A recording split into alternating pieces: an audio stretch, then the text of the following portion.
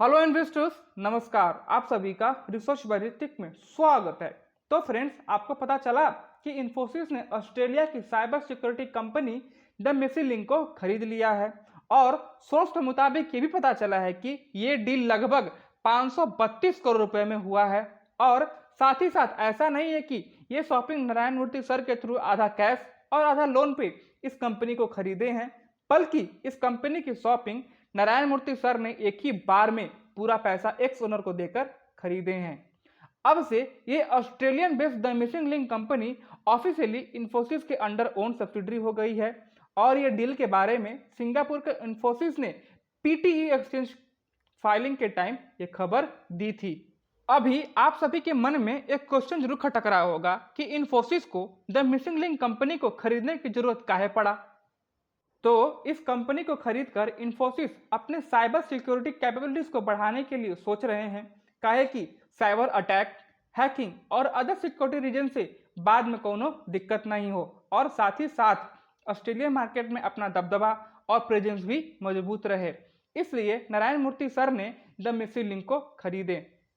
काहे कि इन्फोसिस ने अपने एक स्टेटमेंट में कहे थे कि द मिसिंग लिंक कंपनी को खरीदने के बाद इन्फोसिस के पास एक अलग से highly skilled cyber security professional की टीम आ जाएगी, क्योंकि कंपनी के सिर्फ ओनर चेंज हुए हैं, ना ही कि एम्प्लॉयज और अदर मैनेजमेंट, जिस वजह से Infosys global cyber defence centre के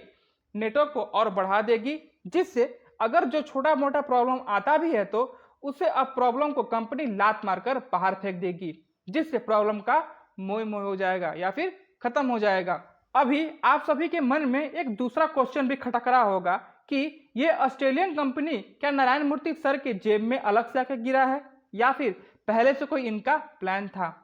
तो पिछले महीने ही इन्फोसिस ने बताया कि इन्फोसिस 1997 में इस्टेब्लिश हुई ऑस्ट्रेलियन कंपनी को खरीदने की सोच विचार कर रही है, जो साइबर सिक्योरिटी और क्लाउड सर्विसेज में एकदम स्पेशलिस्ट है, क्योंकि जो मिसिंग लिंक की साइबर सिक्योरिटी प्रैक्टिस है वो स्ट्रेटेजिक एडवाइस, ऑफेंस और डिफेंसिव सिक्योरिटी सर्विस और टैक्टिकल सपोर्ट के साथ साइबर सिक्योरिटी रिस्क असेसमेंट और कंप्लायंस के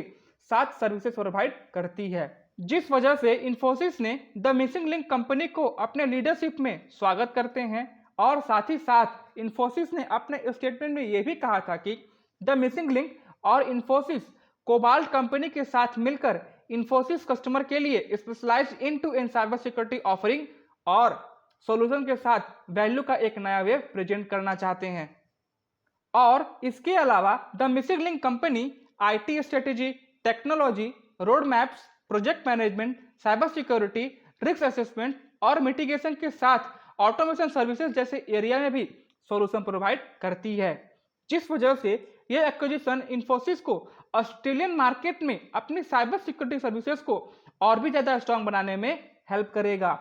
तो फ्रेंड्स, यह था द मिसिंग लिंक कंपनी का एक्विजिशन का राज, जिसकी वजह से नारायण मूर्ति सर ने फुल एंड फाइनल पेमेंट वो भी ऑन द स्पॉट किए, ताकि फ्यूचर में किसी और वजह से एक्विजिशन में कोई प्रॉब्लम ना हो और द मिसिंग लिंक कंपनी को खरीद कर अपने घर ले आए।